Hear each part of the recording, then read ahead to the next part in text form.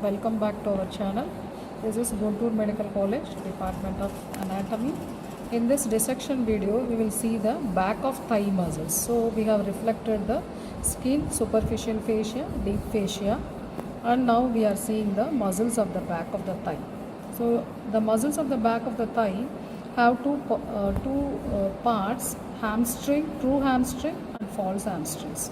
If you see this, true hamstrings are this. Yes, these two muscles are the true hamstrings, semitendinosus and semimembranosus. False hamstrings are this, biceps femoris and the ischial part of the adductor magnus.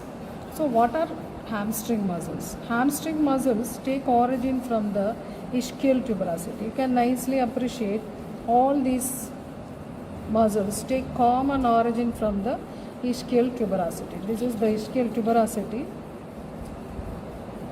So they take common origin from the ischial tuberosity. So we can appreciate this is the semitendinosus, semimembranosus, and this is the long head of biceps femoris. So these three muscles take common origin from the ischial tuberosity. So if you see this, in these two muscles lie on the medial side. This is semitendinosus, called as semitendinosus because it is tendinous in the half.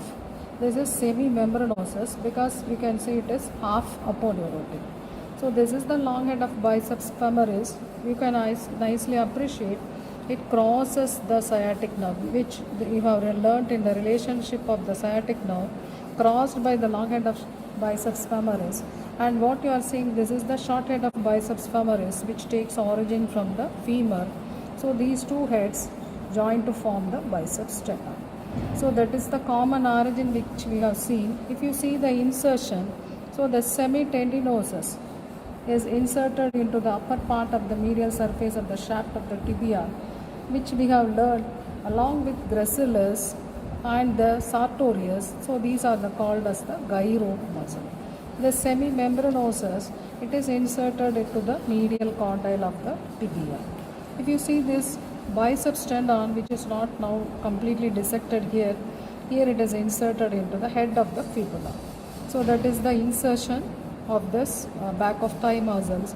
And if you see the action of this nerve supply of these muscles, all these back of thigh muscles are supplied by the tibial component of the sciatic nerve, except the short head of biceps femoris, which will be supplied by the common peroneal component of the sciatic nerve. If you see the action of this muscles, back of thigh muscles, they cause extension at the knee joint and flexion at the hip joint. So this maximus also cause extension of the hip joint. So it's gluteus maximus is powerful extensor which comes in running, walking. In normal standing, this hamstring muscles is the extensor of the hip joint. So these are the back of thigh muscles which we have learned what are hamstring and true hamstring and false hamstring, and their origin from the ischial tuberosity, and they are inserted to either of the two bones, tibia or fibula, and it is supplied by the tibial component of the sciatic nerve, except the short head of biceps, which is supplied by the common peroneal component.